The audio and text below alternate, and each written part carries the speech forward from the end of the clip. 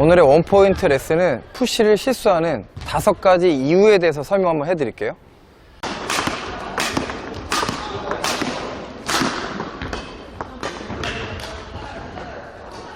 자, 첫 번째는 스윙이 과도하게 클 경우에 미스가 많이 나거든요.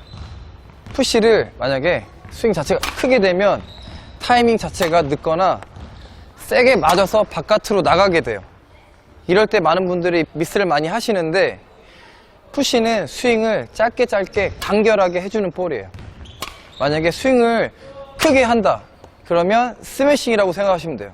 푸시는 짧고 간결하게 내가 치고 난 후에 다음 볼을 또 볼 수 있게끔 그렇게 볼을 쳐주시는 거예요. 한번 연속 동작으로 한번 보여드릴게요. 푸시는 바로 지금처럼 간결하고 짧게 해주시는 거예요. 두 번째는 우리 많은 코치분들께서 제일 많이 하는 말이 뭐죠? 바로 라켓을 들고 있으라는 말을 제일 많이 하실 거예요.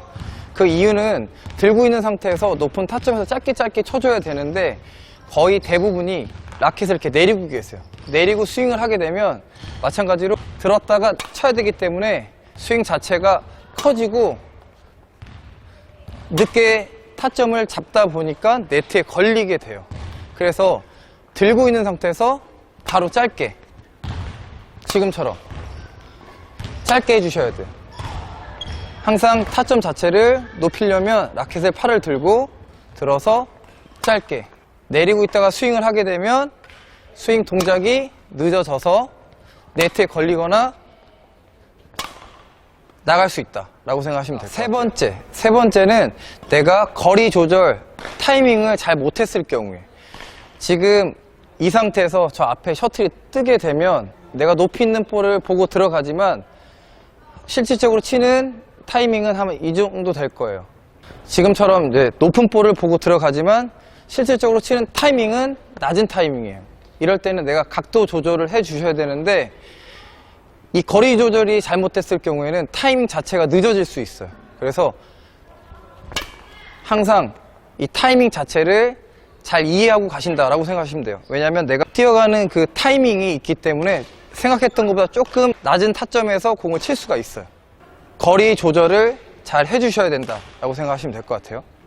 자, 네 번째는 라켓면 조절이 잘 되지 않을 경우, 만약에 이 낮은 볼에서 라켓면을 칠 때는 앞으로 쳐줘야 되거든요. 지금처럼 이렇게 앞으로.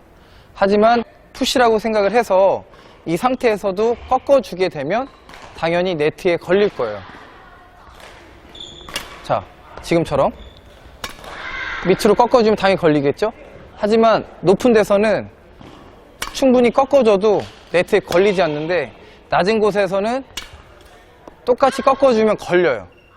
그렇기 때문에 이 셔틀이 오는 방향에 따라서 내가 라켓면 자체를 달리 해줘야 된다라고 생각하시면 돼요.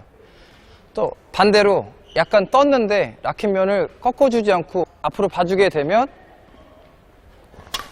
지금처럼 아마 나갈 거예요, 바깥으로. 그래서 내가 셔틀에 따라서, 타점에 따라서 라켓면을 조절해 준다라고 생각하시면 돼요. 마지막 다섯 번째는 푸시에 대한 부담감이에요.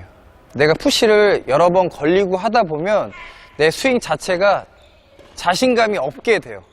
그래서 쭈뼛쭈뼛 하다가 보면 타이밍도 늦고 정확하게 공을 칠 수가 없어요.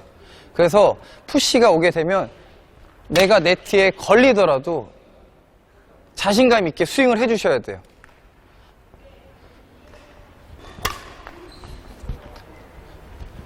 지금처럼 자신감 있게. 만약에 나는 자꾸 네트에 걸려서 푸시하기가 부담스럽다 하시는 분들은 결정을 짓는다고 생각하지 마시고 상대방 몸쪽에 가볍게 툭 밀어놓는다고 생각하시면 될 것 같아요. 지금처럼 상대방을 보고 가볍게 살살 쳐도 돼요. 이 상태에서 가볍게 툭툭 밀어주셔도 돼요. 하지만 이거를 내가 결정을 지으려고 하다가 보면 무리하게 공격을 하게 되면 네트에 걸리는 거예요.